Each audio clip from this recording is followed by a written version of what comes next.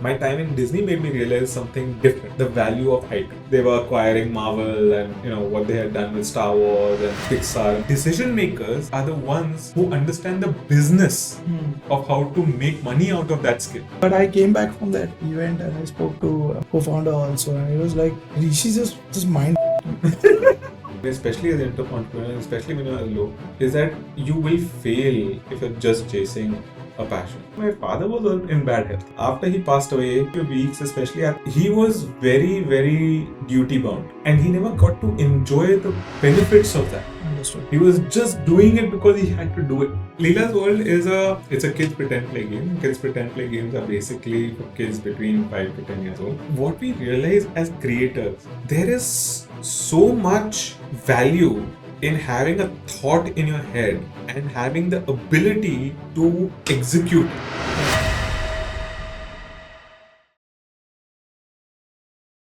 Welcome to the podcast, Hrishi. Thank you. I'm so glad you're here. Honestly, I wanted to tell you something.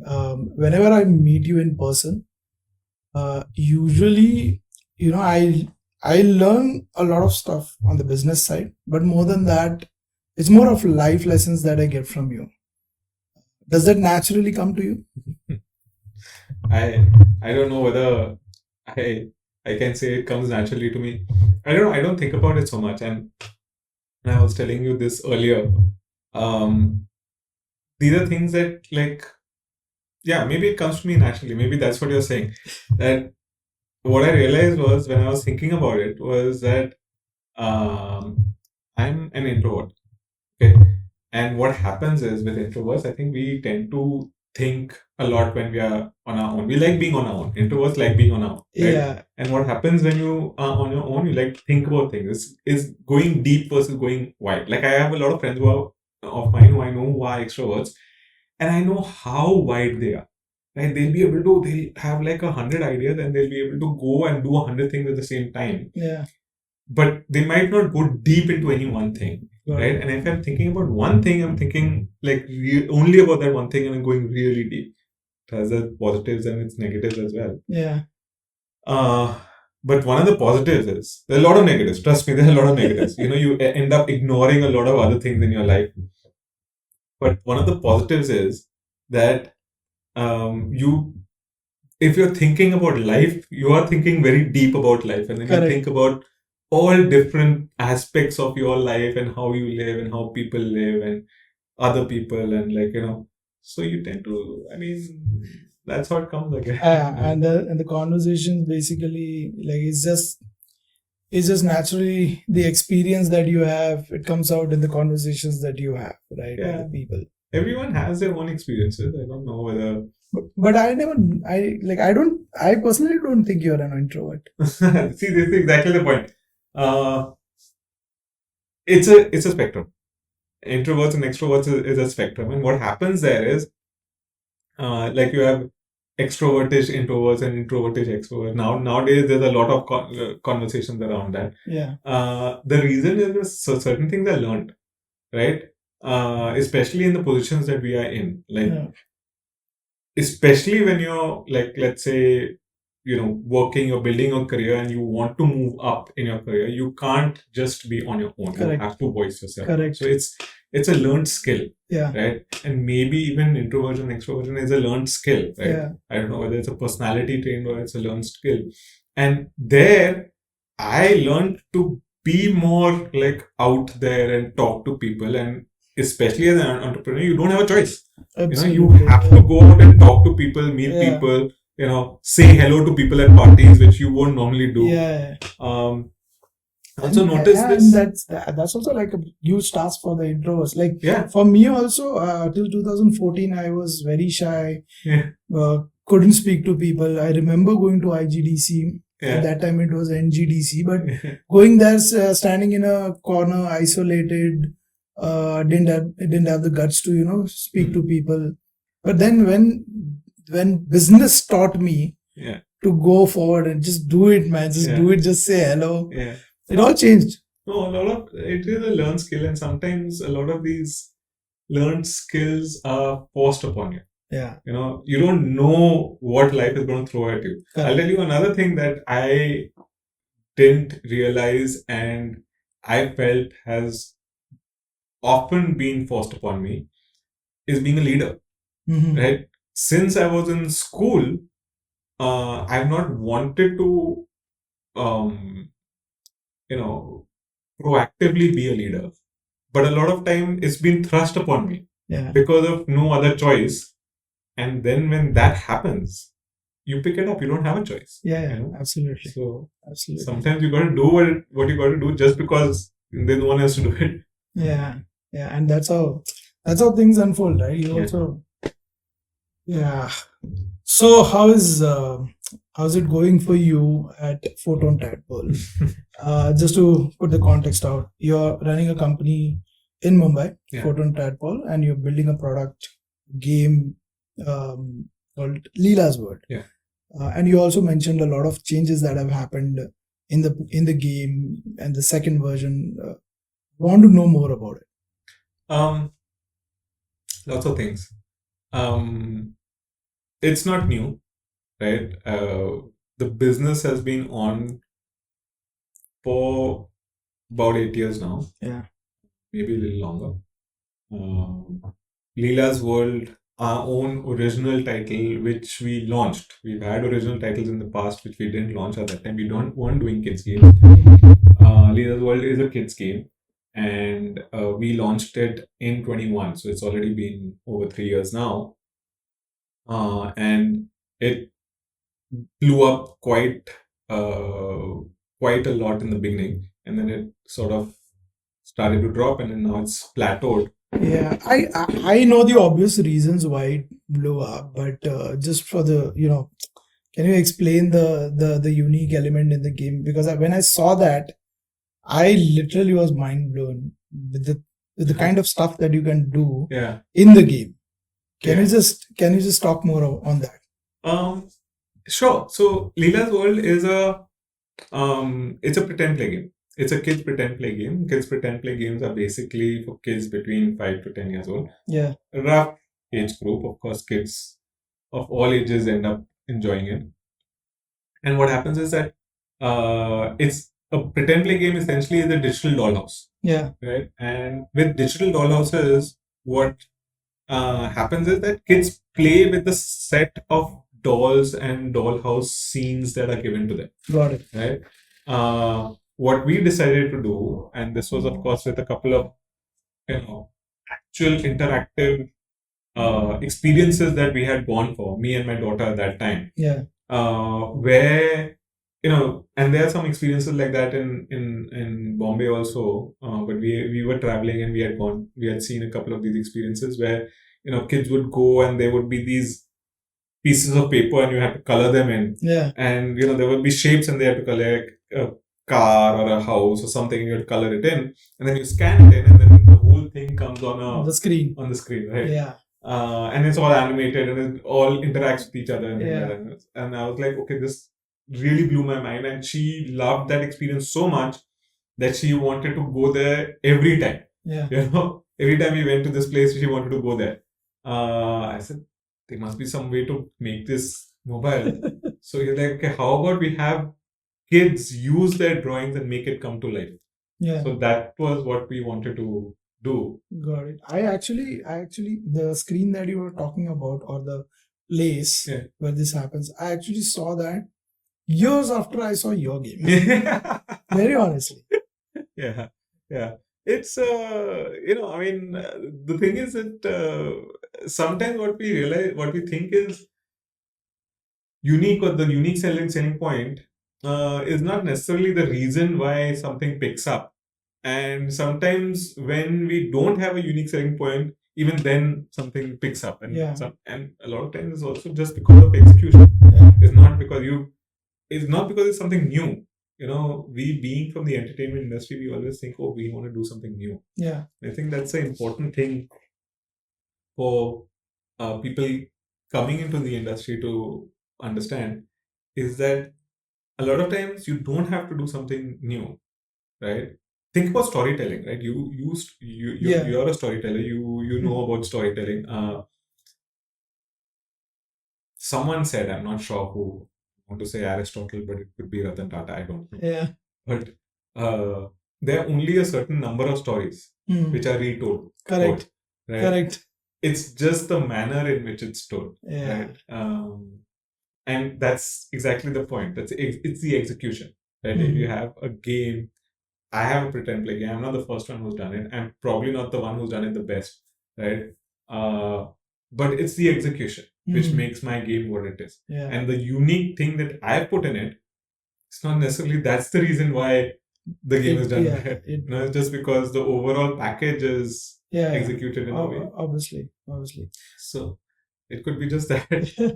But see, when products or games do well, there's always like one primary thing that takes the lead in the overall object. So I'll be very frank about it. The reason why we did well was because I think, and it's not that the product wasn't good. It's a good product.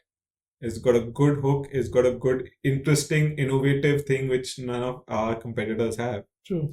But the reason why we did well is because we managed to crack the marketing piece, an organic marketing piece, which others had not cracked. Got it. And I think, and maybe this is again my perspective, but I think more than 50%, maybe 60 to 70% was luck.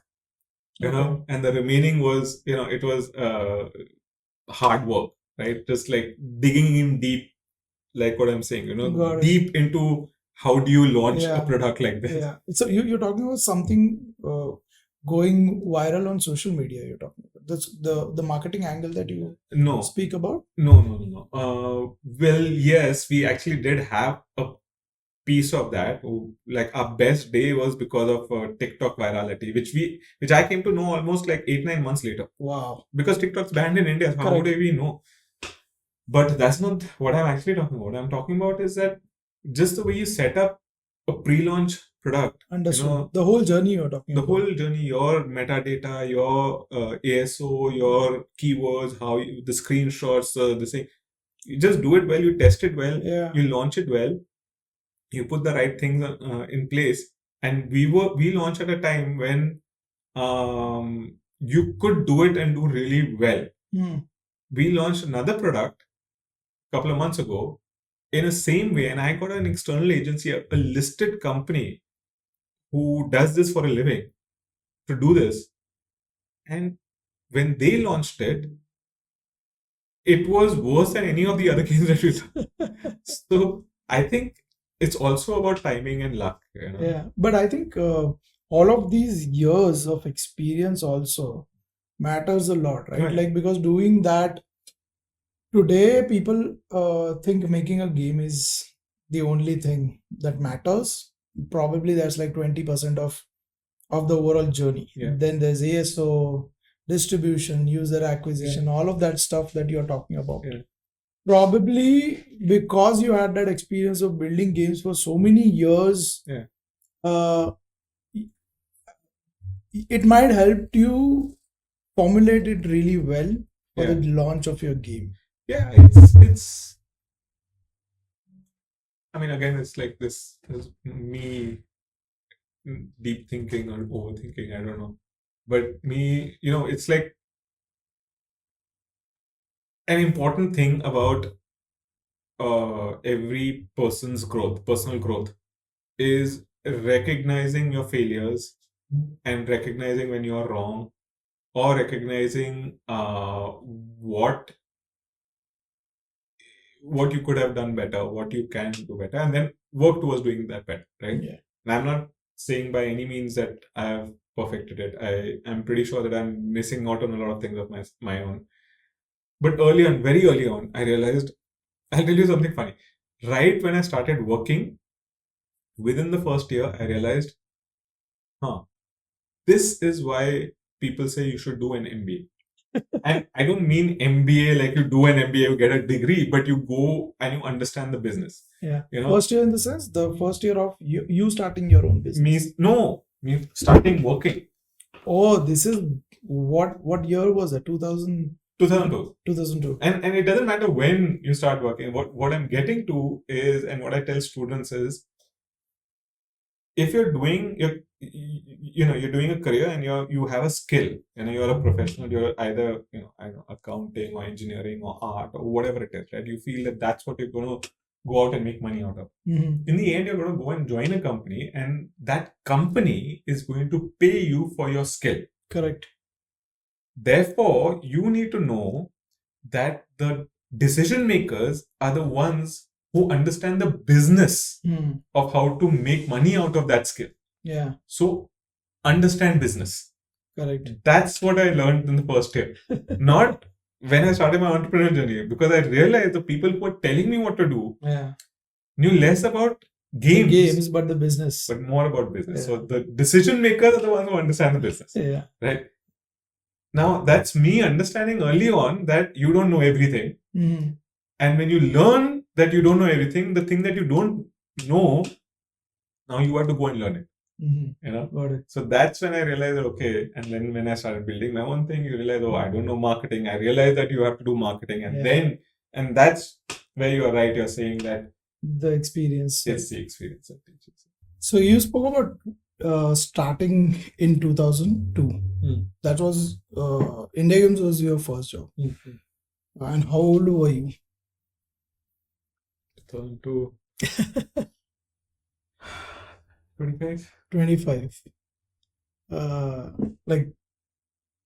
Were you just a bit personal question, but were you a well-to-do family, a decent? How was it? Yeah, I see my I had gone to the States to study. Okay. I had done my master's in computer graphics, and was there for a year to get that was for my master's, and then I was there for a year to get a job. And it was just after the time when the market had crashed of the .com. Yeah. And then immediately after that, while I was missing 9/11. So there was one set of reasons why it became very difficult to actually get a job. Yeah. So I was there for a year. Ideally, I would have wanted to stay there and get a job so I could recover the money that you spent on masters. Usually that's how people do. Right? Usually that's how people do it. But I didn't manage to do that, so I came back. And I came back, and then Vishal was introduced to me from someone else, and a random email introduction. I said, okay, let me just randomly apply. And who was applying for game jobs? Who knew what game jobs? The question that I have, and the curiosity, is about understanding what was happening at that time, what was going on in the industry as well, and how did people like you who were at the beginning, I can say generation 1 of game developers, how did they even discover these opportunities and landed up in these companies and then made great games, right? What was happening? So, I mean, for me, it was because I did computer graphics. So the only choices I had were literally only 3 choices, all 3 of which I was interested in. And I didn't realize the difference in all 3. Yeah. Being a young idiot that you are. The choices are either, computer animation, or VFX, or games. So I was introduced to this. So the way I got introduced was, I was leaving, and this guy who I met is like, I know a guy who does games in Bombay. Okay. Since you're going back, why don't you talk to him? Maybe he can give you a job. I was like, okay. How big was Indiagames at that time? About 15 people. 15 people? Yeah. Wow. And I also read the story about making Spiderman. Was that before you joined? No. I built it. You were the Me and guy who built the engine for this. I don't know whether we actually built it back in the day. That was the part of the game. Yeah. What I can tell you is I think we almost built out the full game before we even secured the license. So in the time when, Vishal and like the other folks were negotiating the license with Marvel, maybe Sony at that time, I don't know who had the license. I think maybe we did it directly with Marvel. He already told us to build the game, and we were young engineers. Yeah. We like, in 1 month, he said, no, 1 month, get it done. So, okay, fine, got it done in 1 month. So it was done before actually the core game was done before the deal was signed. Yeah. And it was critical because I think we had the deal only for a really short amount of time. Okay. Because after that, Spiderman 2, the movie, the Tobey Maguire movie, was they're going to start marketing for that. And they didn't want our license to get stuck with that license. Got it. So we finished it very fast. We launched it pretty well, man. Yeah, but career-wise, did you you had any choices of companies that you wanted to get In into? India? Yeah. I mean, now that I think about it, no. But it's not that, like, literally, Vishal was the first email I sent out. I came back like second, third day after I came back, I sent out the email and, Yeah, but did you hear of any other gaming companies? No, at that I time? had no idea. I had no idea whether there was a gaming industry in India or whether. But you were very well aware of the gaming Oh, yeah. processes and all because you were out. No, not how game development happens. Okay. I was aware of what companies are out there and who is hiring, who's not. Well, nobody was hiring, but the extent that, like, you would find interviews and all would be at NVIDIA doing writing drivers Yeah. for the old Reba TNT cards and things like Yeah. that. Now, of course, NVIDIA is at another level only. But we knew, like, I had actually gone and parked myself in Northern California, and a friend of mine used to live there. Because LucasArts was not that far away, and San Francisco had so many gaming companies and animation companies and all that kind of Lucasfilm, and obviously ILM. I maybe dropped in my resume in a few places, but could not get anything out. So you knew of the people, but you had no idea the process. Till you start working, you don't know. Yeah. And I don't think a lot of companies existed at that time in India. A lot of people, when they were looking out for job during your phase, had a similar thought that, because I can say this because from my experience, I got my first job at Indiagames only. And the kind of telephonic interview I gave to the HR, or I don't remember who that was, it was so shitty that today, if some game designer comes and talks about that kind of stuff to me as a game designer, I would not take him in. Like, I'm telling you, literally, she was asking me about how do you design a game? What happens in game designing?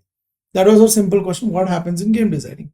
Started with, you take Photoshop, you take 3D Max, you take Maya, create. Like, I was talking about the art side of it, because again, that's what you thought. The question even today, a lot of youngsters have is the game design, game art stuff. Yeah. The people get very confused. Yeah. But I learned game designing on job. Yeah. No, that much I knew. Yeah. For some reason, I knew that game design meant this. Okay. And game art. And I think the reason was because like I had built my own games. I mean, crappy games on like whatever, DOS and stuff like that before that. Just for fun, passion and all.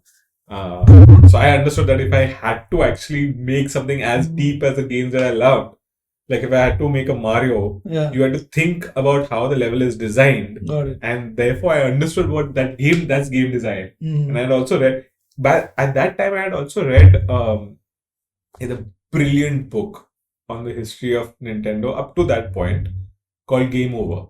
Okay. And oh my god, that book reads like a spy novel. It was, and of course I'm a huge Nintendo super fan.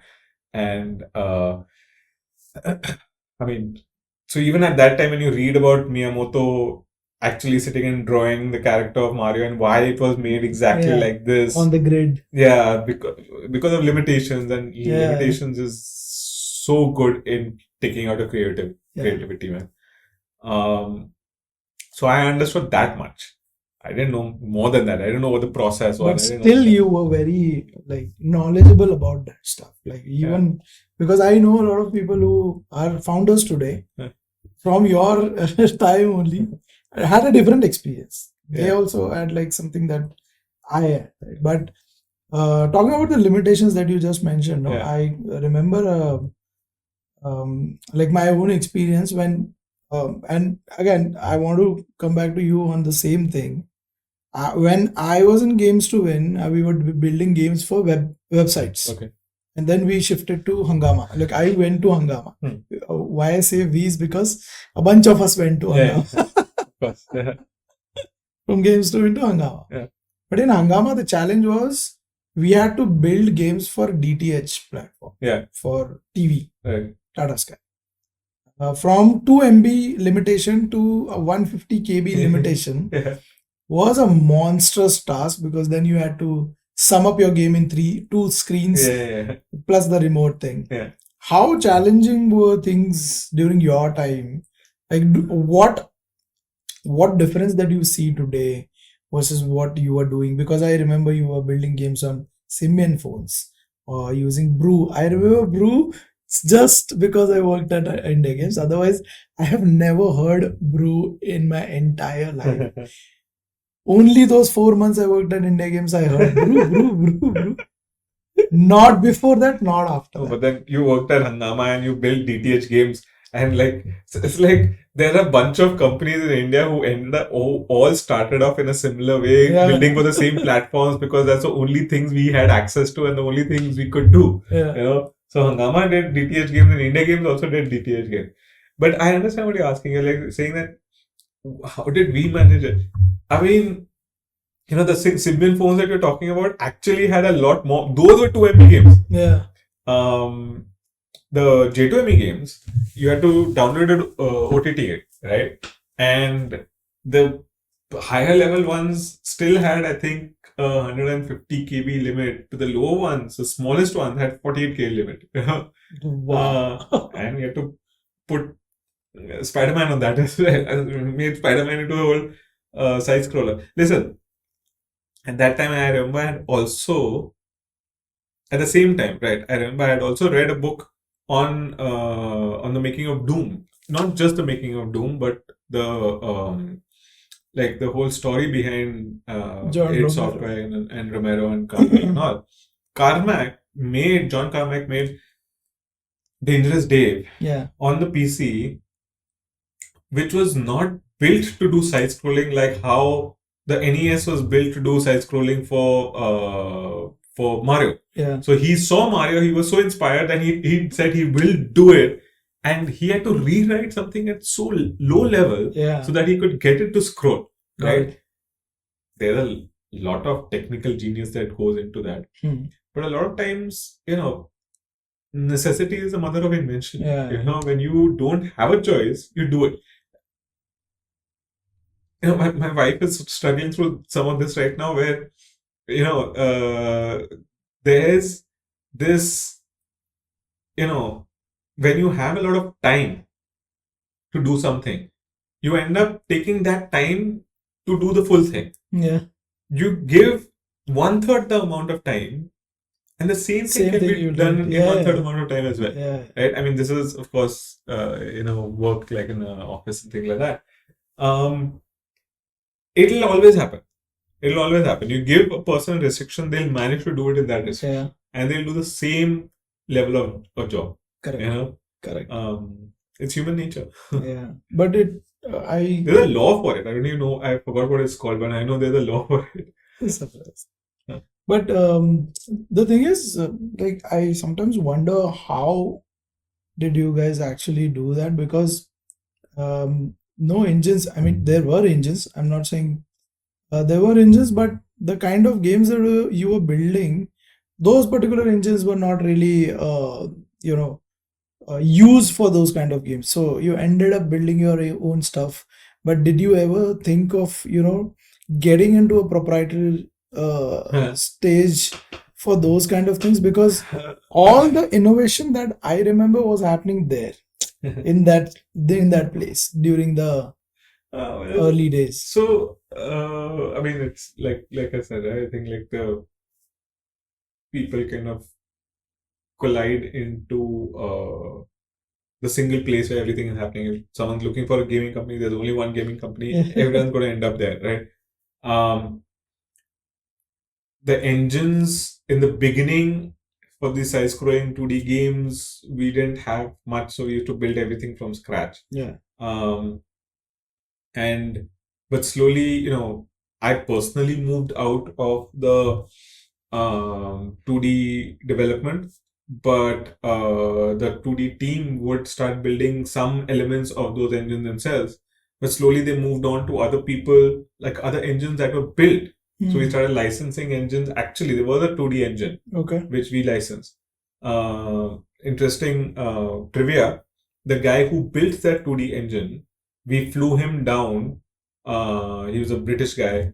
We flew him down, and he spent some time to kind of help our team, because our team had become pretty big by then. Yeah. To become as good at the engine as possible. He's the same guy who ended up building Raspberry Pi. Eben Upton, he's like, he was that level of a genius. Yeah. But, he had something. We met him at a conference and he said, okay, we want to license it, and we ended up licensing. And then we went to another this thing. What we were doing at the 3D side were doing the same thing, but in the 3D part of it. Like, we were like, okay, there's no other 3D engine. There were actually a couple of them, but we had already built it out so much. Okay, let's build it for every platform. So we made a cross-platform 3D mobile game engine way before Unity existed. Only thing is, we didn't have a mindset of building a business of licensing tools. Yeah. Because in the end, the engine is a tool. Yeah. I don't know whether that's a good thing or a bad thing, because the business of licensing engines is a completely different business than the business of games. Yeah. So also, maybe it was pretty early for you also, right? Because you guys were in that learning curve at that time. Yeah. No one had that kind of expertise. Yeah. We were learning on the go. So while you're doing that, suddenly thinking of monetizing it is a different business order. I had actually thought about that, and I think we had discussed it, but same thing that, running a business that does this is a completely different beast. Yeah. So, not possible. How many years did you spend at Indiagames? Me? Well, 2002 till we got acquired. Till 16, 15? No, so we got acquired. So, Indiagames got acquired by Disney in 2012. Okay.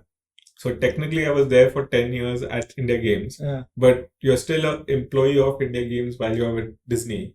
Yeah. Although you're under the Disney banner. So I was with Disney for 3 years and after that. Okay. So, 2015. Yeah. 2015, 16. So all these years, right? Working for a company, ground up, building a huge company, you might have learned different things at different stages, right? That would help you. Yeah. Throughout your entire life of professional life. Yeah. What is that one key takeaway that you have over those years of going through that journey, and then that particular thing helped you in building your own company? I think it's what I said earlier only, that understand that in the end it's a business. So you have to understand the business before you're getting into the business. You can't just say, "Oh, I'm going to build it and people will come." That only happens in the movies. Even if it's the greatest thing in the world, you still have to tell that one other person, so that someone knows that's your marketing, or you have to get one person to buy it. That's your sales. Yeah. Something or the other will come from a business perspective. Yeah. I think that's when I was getting out of Disney and starting my own company. that's what it occurred to me. Having said that, my time in Disney made me realize something different, slightly different. The value of IP. Okay. Because it's Disney, right? The way they used to treat Mickey Mouse, and we were there at that time when, they were acquiring Marvel, and, what they had done with Star Wars and Pixar and all that kind of stuff. All my favorites, right? And I was like a geek in a candy shop. It was really hilarious because the way they used to treat their IPs was at a pedestal. So that's the other learning, the flip side of the coin that I learned. Yeah. Right here, I learned that as a small business, when you have to grow, you can't ignore the business. Yeah. Right. But here, I learned that, like all those years at Indiagames, what we realized is we didn't actually own any specific IP that would last post Indiagames. Yeah. Where Disney did. People will always remember Mickey Mouse. Yeah. And even if Disney dies, like Mickey Mouse now is, I think almost in the public domain. Winnie the Pooh is in the public domain. So the IP people will always realize. So that's the other thing that I realized.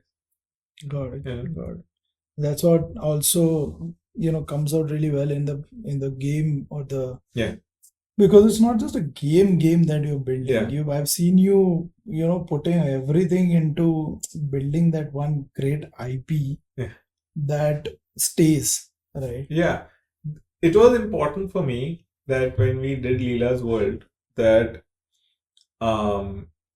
it was built around a character. It was built around a story. It was built around a theme. The visuals were clear. The style was clear. All these things you do when you're brand building, all these things you do when you're IP building. Because my view was very simple, right? I mean, also at that time, my daughter was much younger. Yeah.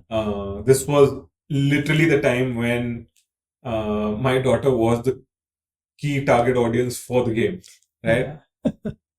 But just think about it, right? And I still think about it today, and I feel like we are nowhere close to hitting our potential of what we can do with this IP. Yeah.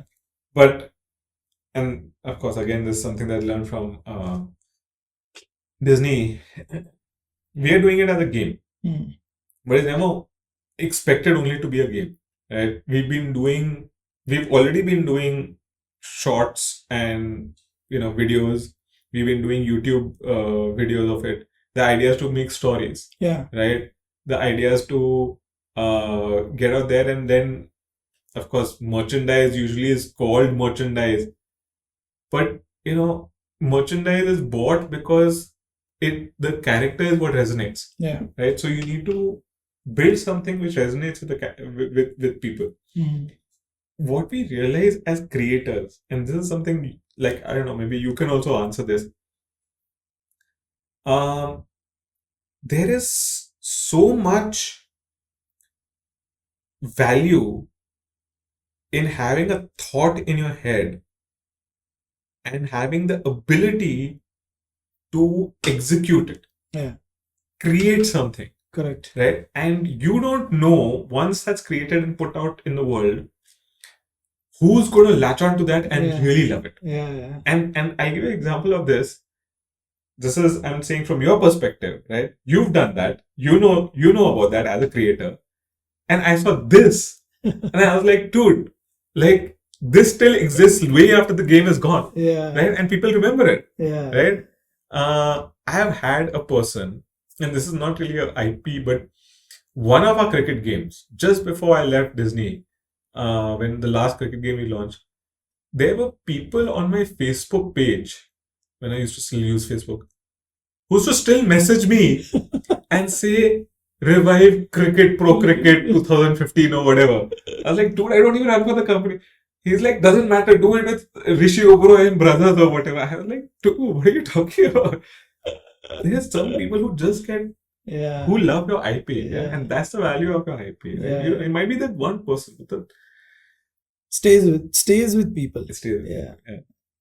how, like, it's very interesting when you bring your daughter into these conversations of, how, um, and we've spoken about this offline also, how much of, her thoughts have improved the game, because I am very sure, and I know you're very open for feedbacks, um, on the games and all, but taking that from your target audience right there in your home, how does that affect the game positively? No, it definitely affects.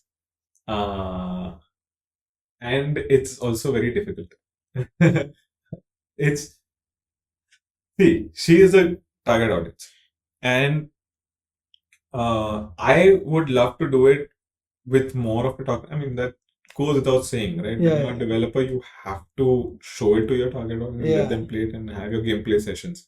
yeah, But when it's personal, when you're literally doing it because you know that this is the person who's going to be playing it, it becomes, it's like a balancing act. You're like, you want to get everything that she's saying to put inside, yeah, right? At the same time, you know that technically there's certain things that are possible, and from a design point of view, there's certain things that makes more sense, yeah, which does not make sense. yeah, But it's when you're almost like you're building for an audience of one, which you don't want to get stuck in sometimes. You wanna make sure that you have an audience which create a business for you, right? I mean, yeah, in the end, like, how are you gonna get the food home?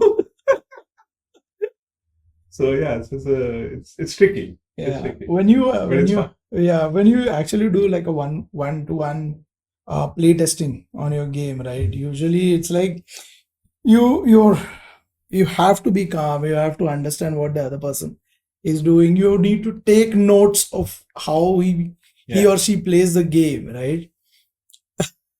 It's a very funny question, but does this father get in the way of a game developer? Because like, just to give you an example, okay, this is what she has suggested. They are not like two things, three things, four things. When it comes to 10th thing is there a father saying shut up now? No. See, that also, see, all these things also depend on what kind of father you are, what kind of, like, how you are. I'm the could get killed for saying this, but I'm the chill parent Okay. at home, and you need one who's the strict parent and one who's a chill parent Yeah. to balance things out. So I'm not the one who's going to say, okay, that's enough. And I'm the one who say, give more, give more. But I'm also, as a game developer, I'm the person who's coming, who's seen a lot of people. Like, come on, how many times have you gone and told people, your family or whatever, who you met after a long time or Yeah. extended, then, oh, what do you do? You're a game developer. Yeah, I've got an idea for a game. Why don't you make this game? It'll be a super hit. Yeah, absolutely. Everyone does that, right? Yeah. So from that angle, you know how to filter. Yeah. Am I right? Correct. You know how to filter. So Yeah, you hear that's it. like, You hear it. yeah. I'm just thinking also, my daughter, I don't think there were a few things like which were very smart and spot on, and otherwise she didn't give extra feedback like that. Okay. Like, I'll tell you one thing very specific. She's like, oh, in this other game that I play, when I put the water to the kid's lip, then there's a eating sound. Okay. I don't want an eating sound, I want a drinking sound. Okay. So we made sure we put a drinking sound. Not a difficult thing, it's an obvious thing, Yeah. right? And it's something that I would do as a polished thing in any case, Yeah. right? Those kind of The feedback she would, experience things. yeah, It just builds that experience also for the kid. absolutely.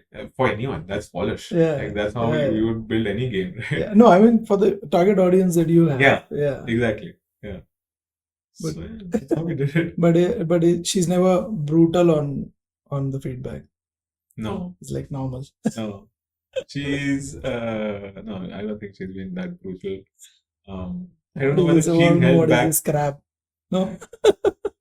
uh, she did testing for a game, like of course way early.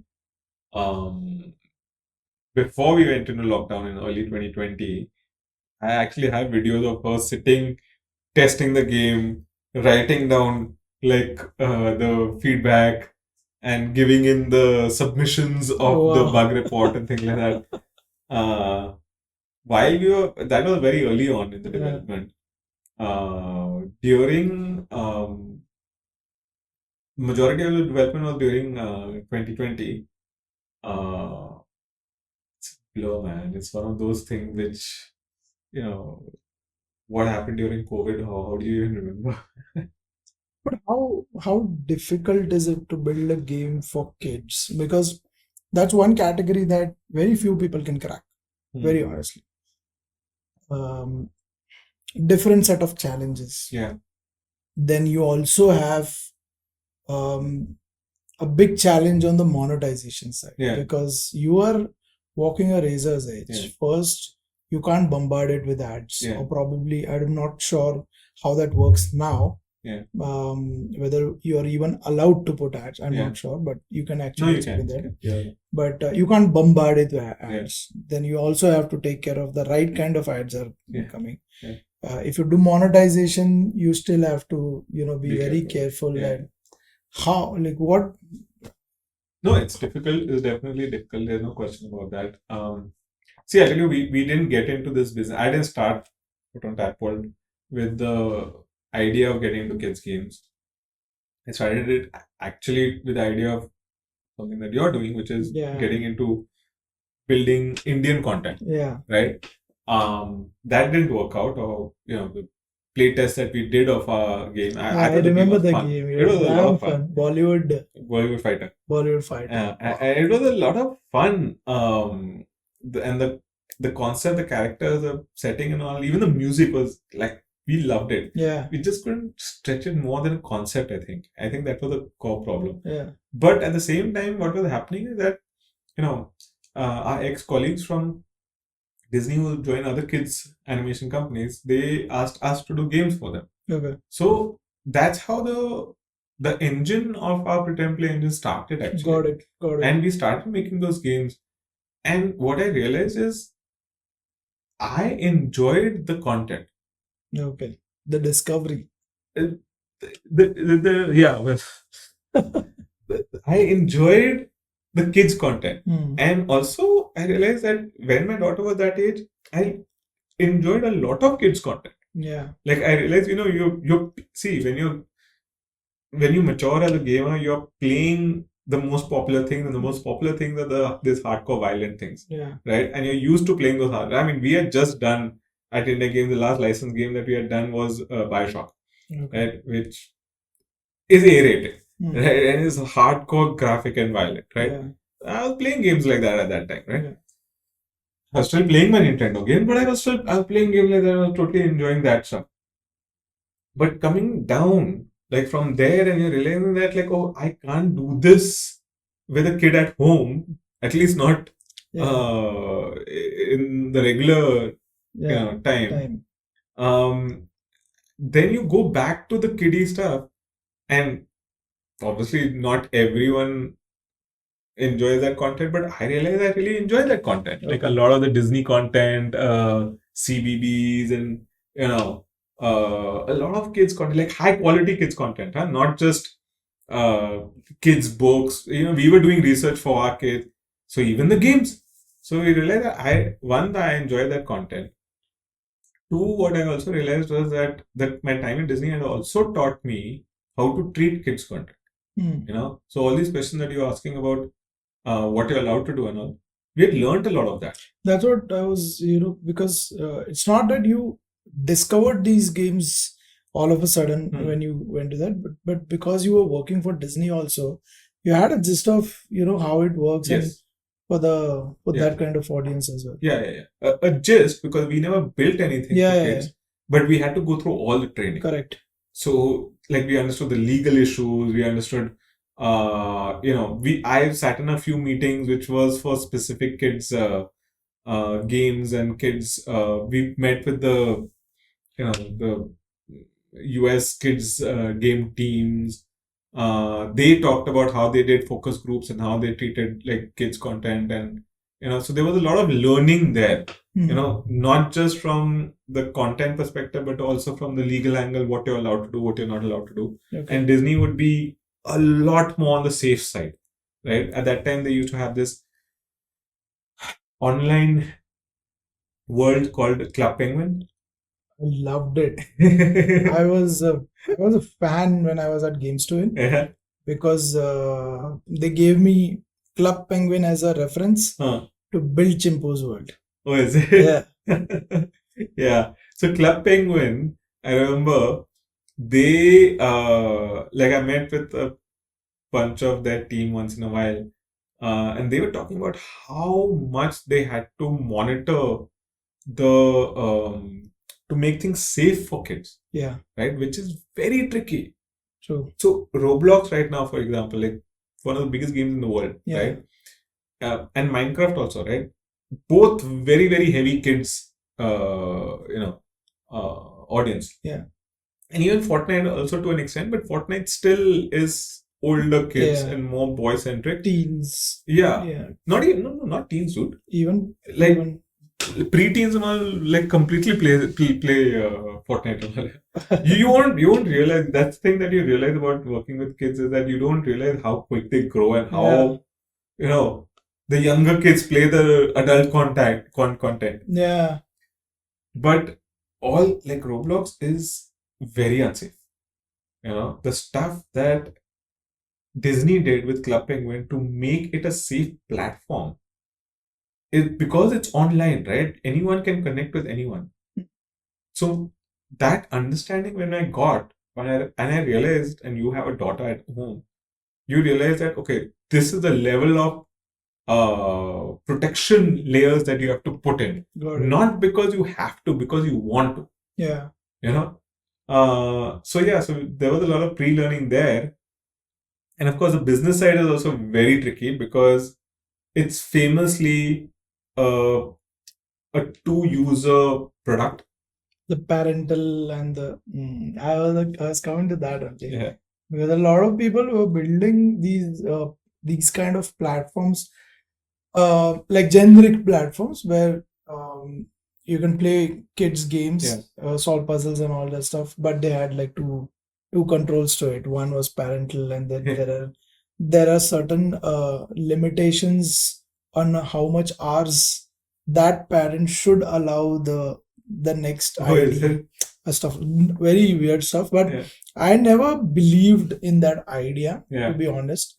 That it would do well in India specifically. I am not sure about how US and other markets work. I think you would be a better person to talk about it.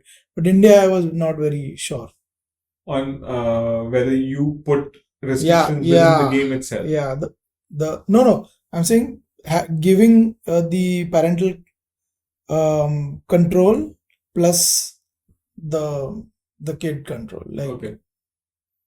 I don't know. It's very tricky because we've done a lot of conversations because I also spoke to a lot of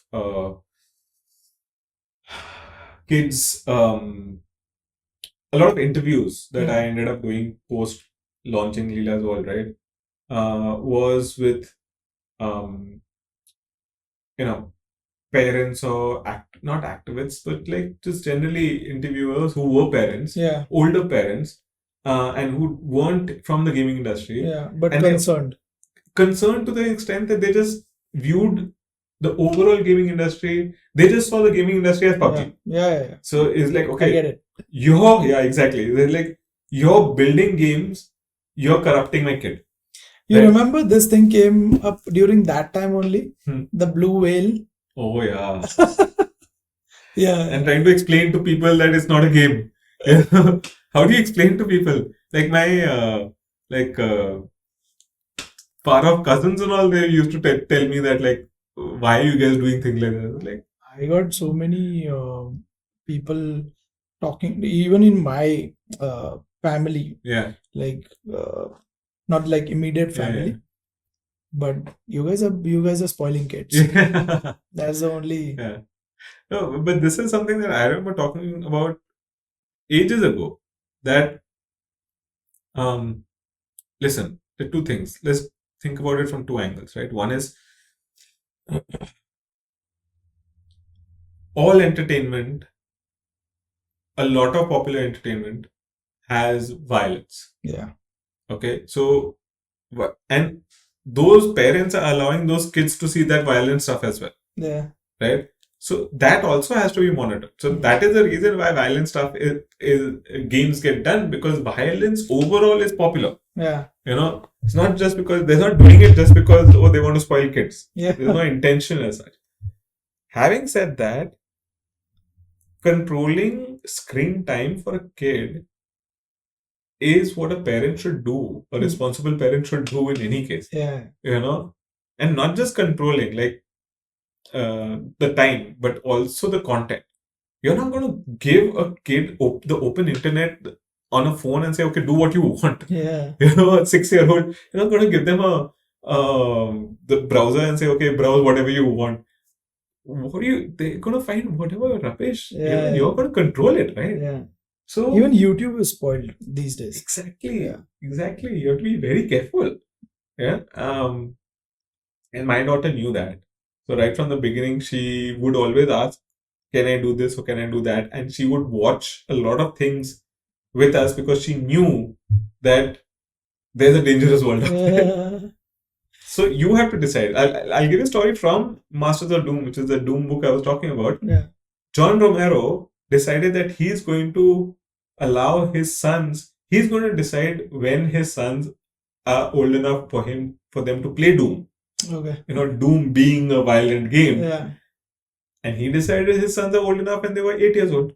That's his decision. Right? It's a parenting choice in the end. Yeah. Funny story, when you talk about these restrictions and things, GTA, like when you mentioned about the other content which is out there, most of the violence games are popular, right? Yeah. I remember reading a story about how GTA got popular among the youth and the masses, right? Is when they launched their first version, they specifically put out a PR saying kids below 18 years should not play this game. What happened was the people above 18 played it. Yeah. More than that, kids below 18 played it as well. They really wanted to play it because they weren't allowed to play it. Yeah. Obviously, it's going to happen, right? So when you know that this is the world that we live in, yeah. I mean, as a parent, you have to understand like what you have to do. Yeah. It's tricky. It's very difficult. Cool. A lot about the business. I just wanted to get something more like understanding on a topic that I actually spoke to you a few months back when we met at one of the events. There is I've seen a huge transformation in you, right from the beginning. I know you since more than 10 years now. I always used to look up to you guys, and then fortunately now I have that closeness that I can actually directly come to you and talk about business and all this stuff. But I've seen this transformation in the past 1 year itself, like a major shift in your mindset as well. In your what has happened to your health, and in a positive way. I'm not talking about in a negative way, but it is so inspiring because a couple of things that you told me in that last event also hit me really hard. When you spoke about how health is your number one priority now, and work has taken number fourth priority, fourth or fifth, or probably even. What is this whole I'm here to listen. Yeah, I guess this is the first time I'm really speaking about it like that. And this is the thing that you're talking about, that I was talking about as being an introvert. You disappear for some time. Yeah. Right. And I think it's been more than a couple of years now, not more than a couple of years, but more than 1 year, one and a half years or so, right? And people are going to see this. When I'm seeing people who get out in their careers, young people who start off in their careers, Yeah. they're going to go through the ups and downs, right? Some people might be lucky; they'll just, have more ups and downs. But especially entrepreneurs, they're going to go through this, and sometimes entrepreneur might not have the skill set to be able to weather it. Especially when you go through your downs. I think something similar happened to me as well. We did very well in 21 and 21, beginning 22, and we decided to scale up at the peak of when everyone was scaling up, so everything was inflated. Okay. And 22, mid 22 onwards, we started the fall, and our team was very big. I had taken a break at that time, and I didn't realize that what was happening is that it was affecting our family around us. The way I was managing everything and things like that at home. I didn't realize that. Eventually, at the end of 22, beginning 23 onwards, I think beginning 23 it flattened out in such a way that I had taken a call at the beginning of 23. Okay, what do I want to do? We tried that whole thing of, oh, let's raise funds and let's build this into this huge corporate business, and find a seller. The whatever. product was doing good, and It was doing well. Yeah, I was doing well earlier, but it started tanking. So that's why when the pitch became complicated, it was sucking the energy out of me. I was getting disheartened and stuff like that. Yeah. I was bringing that home. Got it. I didn't even realize I was bringing that home. This is not rocket science, man. This is like, there's so many entrepreneurs are going to tell you this. Yeah. But in the beginning of 23, I was like, listen, man, why are we doing this? Are we doing this so that we can, okay, you're doing this to build a product. You build the product, people are enjoying the product. Are you doing this so that the product becomes the biggest, it reaches the most number of people that you can? So what if it doesn't, right? Or are you doing this to just build this business so you can have the most amount of money? Are you doing it for this $1 billion valuation? Yes. But so what? What are you going to do with that money in the end? Yeah. We are in a very tricky position. We are people who come into the entertainment field.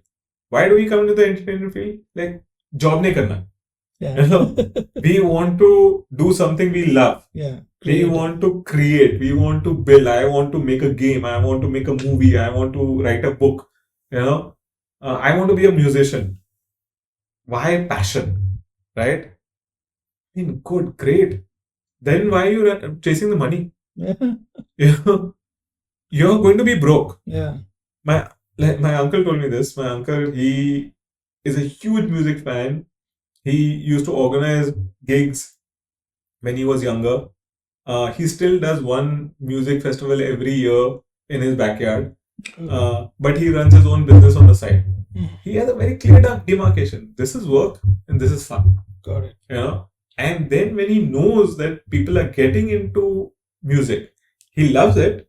He's like, okay, oh great, you're getting into music. Just remember, it'll be very difficult making a career, making a living out of it.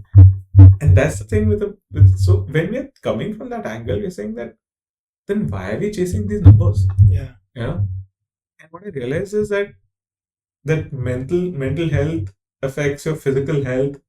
I'd gone to the doctor. I realized that nothing out of the extraordinary, but you see your numbers are not good.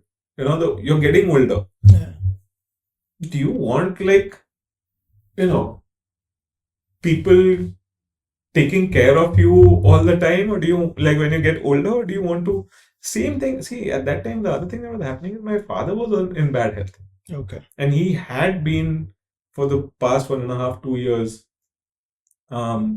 He was in really bad health in the beginning of this year till the middle of this year, and he passed away. That's another thing that I saw.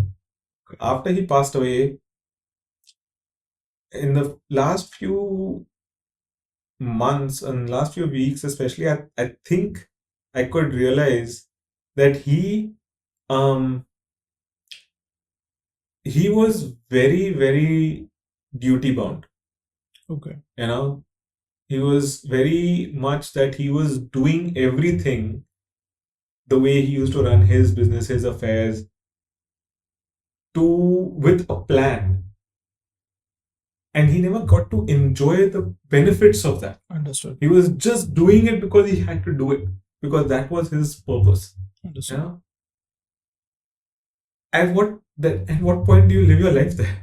You know, and then what is the point of you living what is the life that you want to live? Yeah. Right? Is it just to go out and have the most amount of fun? If your life is only to go out and make money and you're enjoying just making money and nothing else around you matters, then by all means do that. Yeah. But a lot of times, and you realize that later on, it's about the people around you. When you realize that you're not there, and if you're doing it so that they can have a better life, then give them a better life right now. Right. Why are you waiting for all of that? So that's how the focus shifted, right? I started prioritizing my health so that I would not end up in a place like how my dad did. Although, having said that, life is unpredictable. Yeah. Enjoy it today. I have a trainer today, and in that same time, my wife also lost a whole bunch of weight because she went through that a couple of years before me. Okay. So it was her trainer who also now is my trainer. Okay. I was telling her the other day, I don't know whether I'm going to be the same fitness level tomorrow. So I have to enjoy it today. I have reached where I have after a lot of work. But tomorrow something else might go wrong. So enjoy what you have today. I realized that I did not enjoy Lila's whole success when it was successful. Dude, this happens a lot of time. I mean, now that you're talking about it, things are flashing like in front of me also. Most of the things that they say the pursuit of happiness, right? Yeah. Most of the things that you've been chasing, it's like the dog story, Yeah. You keep on chasing the car, and when you actually get it, you don't know what to do with it. Exactly. Yeah. And then you miss out on that moment. Yeah. And then you realize, oh. Yeah.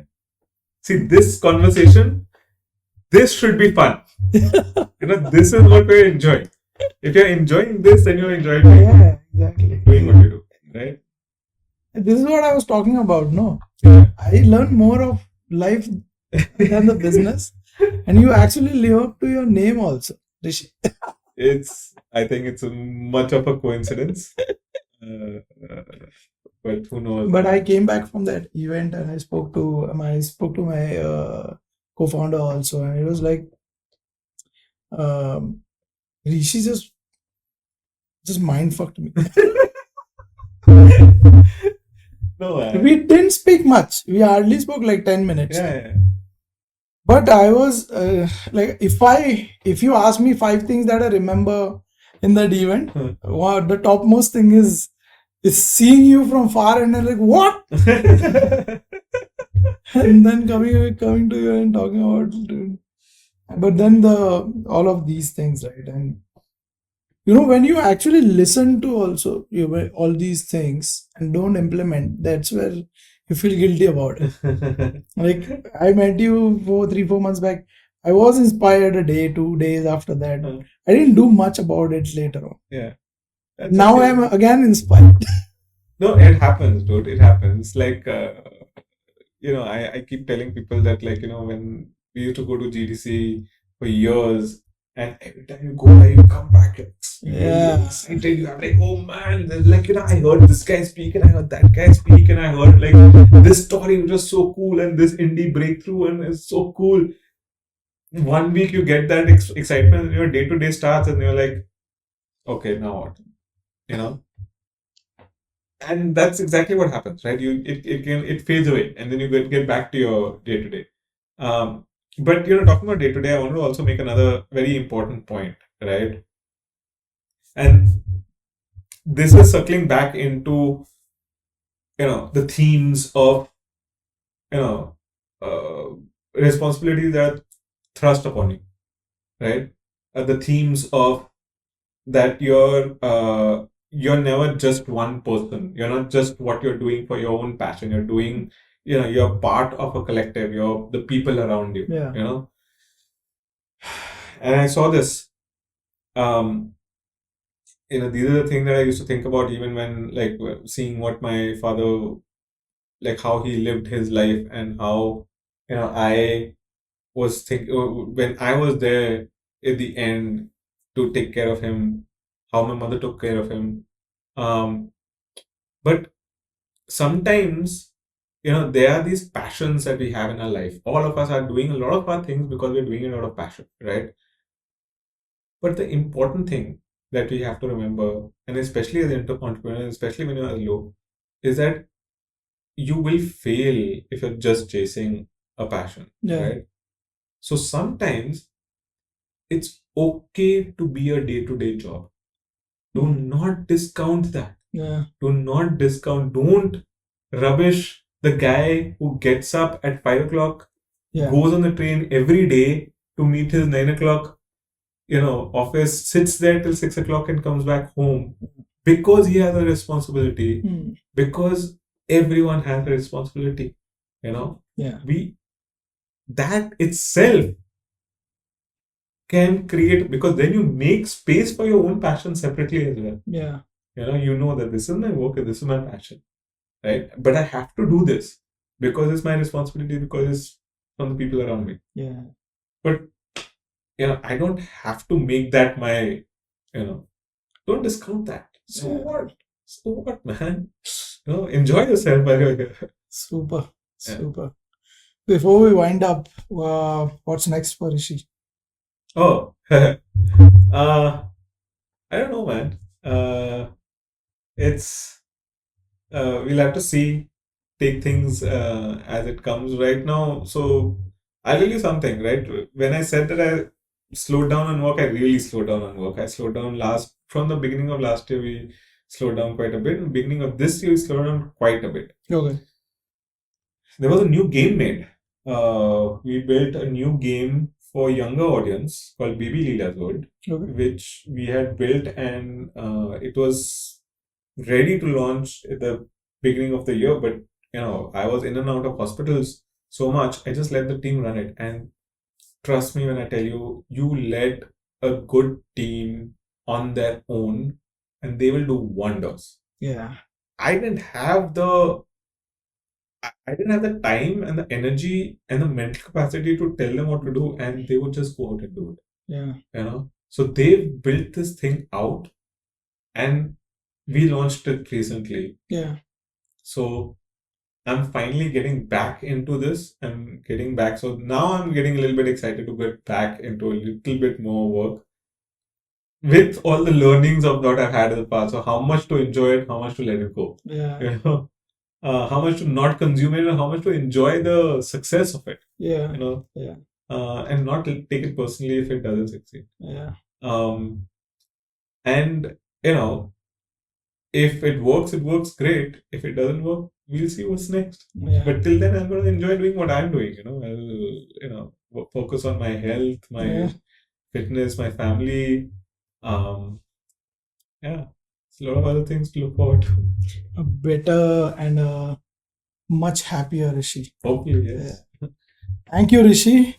Thank you for your time. I appreciate it a lot. Kudos. Thank you, Vaibhav. Thanks, man. If you reached to this part in the episode, I'm very sure you've liked the conversation that we had. If you like the video, please leave a like and start a conversation in the comment section below. We've also added the links to our guest in the description, so please do check out.